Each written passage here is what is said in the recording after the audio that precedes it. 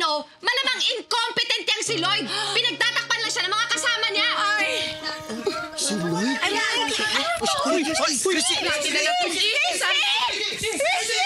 Mawala ka lang na po, ma'am. Pero nagkakamali po kayo sa CEO namin. Oo nga!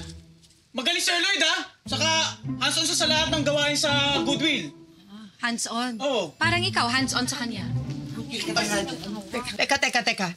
We're just eavesdropping on our conversation here. Pasensya na, ma'am. Hindi ko namin kilala kung sino yung eavesdropping na yan. Ang totoo niyan, wala ko kaming intensyon na marinig yung pag-uusap ninyo.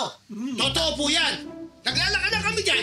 Ang lakas ng pag-uusap nyo. Alam niyo ba kung gaano kalakas? Dinig na dinig kayo sa kabilang resort. Actually, alam mo, nag-text yung kabilang resort. Sabi nila, ang iingay nung dalawang mag-ina.